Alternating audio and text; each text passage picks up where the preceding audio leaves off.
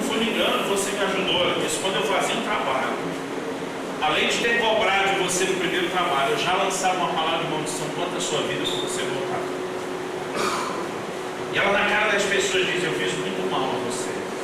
Ela diz, eu não tenho dinheiro hoje para restituir todo mundo que eu enganei. E se eu tiver, eu quero fazer isso um dia, mas eu quero pelo menos te pedir perdão. E te dizer que você pode encontrar em Jesus o que eu encontrei. Que essa mulher está fazendo uma bagunça naquela cidade. Restituição. Restituição, querido, ela envolve um nível emocional. Muitas vezes nós lesamos pessoas, machucamos, ferimos pessoas. Depois a gente tem um encontro com Jesus, pede perdão e fica com isso mesmo. Nós precisamos aprender a olhar no olho de gente que nós ferimos e machucamos e dizer, me perdoa. Me perdoa por aquilo que eu te fiz. Mesmo que você já tenha sido perdoado por Deus. Por restituição é um princípio bíblico muito forte. Você pode dizer amém? Amém. Eu preciso terminar. Em quarto lugar, olha comigo o versículo 28 de Êxodo 34. A Bíblia diz, e ali esteve com o Senhor 40 dias e 40 noites. Não comeu pão, nem bebeu água, e escreveu nas tábuas as palavras da aliança, as 10 palavras. Se você olhar já antes o versículo 27, disse mais o Senhor a Moisés, escreve essas palavras, porque segundo o teor dessas palavras fiz aliança contigo e com Israel. Deus a princípio disse para Moisés, você leva as tábuas e eu escrevo. Depois Deus disse para Moisés, não, quem vai escrever é você. É restituição completa. Deus diz, eu não vou ter o mesmo trabalho que eu tive antes de escrever. É você que vai consertar isso. Mas aí a Bíblia diz que ele desce do monte, 29. Quando desceu Moisés do monte Sinai, tendo nas mãos as 2 tábuas do testemunho, sim, quando desceu do monte, não sabia Moisés que a pele do seu rosto resplandecia, depois de haver Deus falado com ele. Olhando Arão e todos os filhos de Israel para Moisés, eis que resplandecia a pele do seu rosto, e temeram-se chegar a ele. Então Moisés os chamou, Arão e todos os príncipes da congregação tornaram a ele, e Moisés lhes falou. Depois vieram também todos os filhos de Israel, aos quais ordenou ele tudo que o Senhor lhe falara no monte Sinai. O que a Bíblia está dizendo, querido, é que agora Moisés completa a missão. O que ele não fez na primeira vez, ele faz no fim. Ele agora desce, chama o povo, e ele não só conserva as tábuas, mas ele ensina aquilo tudo que Deus falou.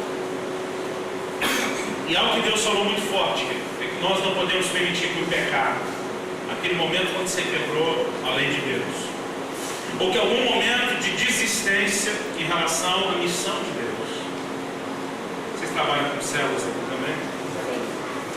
Eu tenho visto muito líder de célula, pastor Beto, que por causa de alguma coisa desistiu, não aguentou, cansou. Eu acredito, querido, que pelas mais diversas razões, às vezes a gente aborda a missão que Deus nos confiou. Eu quero te dizer o seguinte, que a restauração de Deus não envolve só te perdoar, mas te levar a algum momento a cumprir a missão para a qual você foi chamado.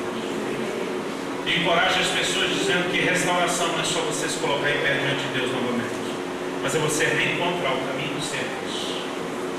E Deus falou muito forte comigo naquele domingo, à tarde, a respeito de Sansão. Sansão foi um cara a respeito de quem eu nunca preguei muita coisa boa. Sansão deu muita mancada, pisou muito na bola. Mas Deus falou muito forte comigo acerca da forma como Sansão termina a vida dele. Sansão está lá numa festa dos filisteus, sendo zombado pelos inimigos, e ele faz uma oração e diz, Deus, me deixa vingar pelo menos um dos meus olhos.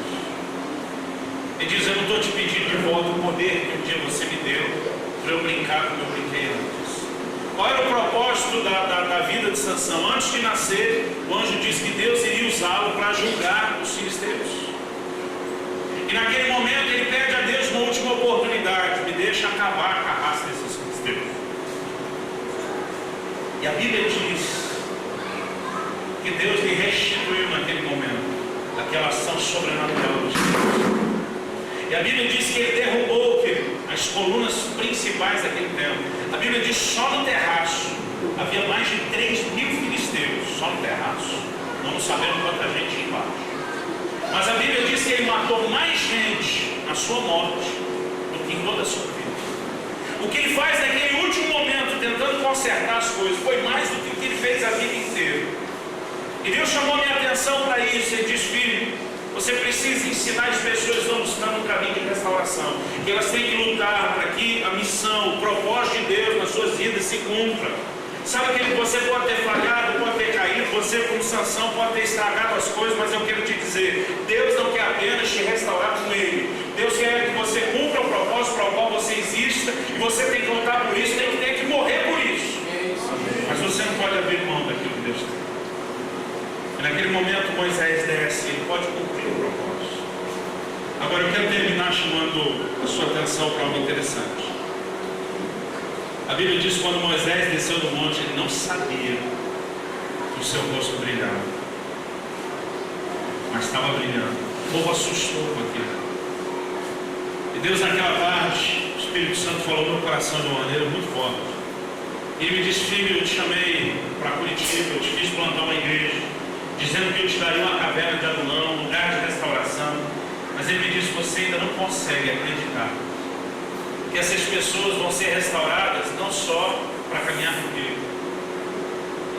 Você muitas vezes acredita que elas podem ser restauradas espiritual e emocionalmente, mas você não acredita na restauração ministerial de Deus. Você não acredita que eles podem realmente cumprir o propósito. E Deus me disse: eu quero te fazer uma pergunta. E diz: por que o rosto de Moisés brilhou? E eu respondi assim, baixo pronto. Falei: 40 dias na nuvem até eu. 40 dias no monte, lá na sua glória, envolvido pela nuvem. Falei para Deus: até eu, porque é um brilho. Aí ele me perguntou o seguinte: então por que não brilhou os primeiros 40 dias? Se é só estar no monte, se é só estar na nuvem, se é só estar com Deus, Moisés tinha que ter descido com o rosto brilhando na primeira vez. Eu levei um choque. Eu reconheci, eu nunca pensei a respeito disso. E Deus trouxe uma palavra ao meu espírito, querido. É muito difícil você traduzir uma impressão.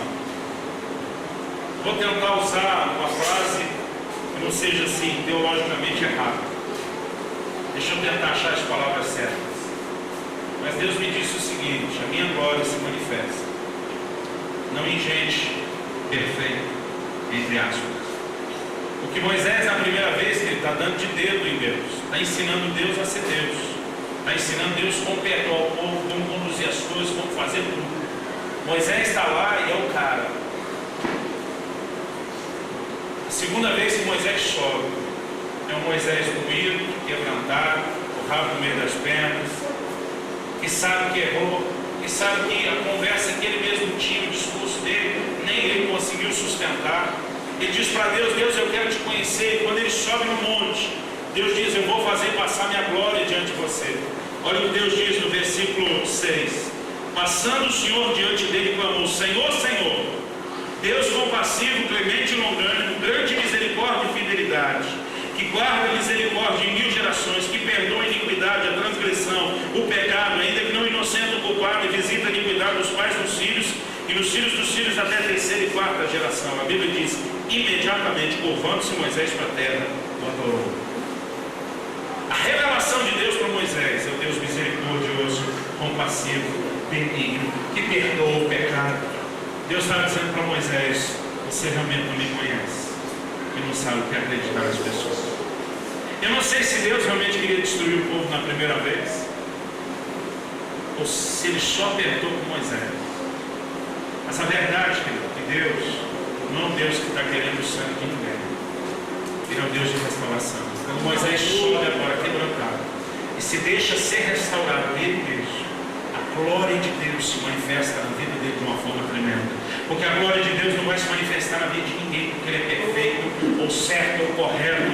A glória de Deus se manifesta na vida de gente restaurada. E nós precisamos deixar que Deus opere restauração, para que Ele restitua a glória dele nas nossas vidas e para que Ele se revele através de nós. Você pode dizer amém? Amém. Eu quero que você se coloque em pé, por favor.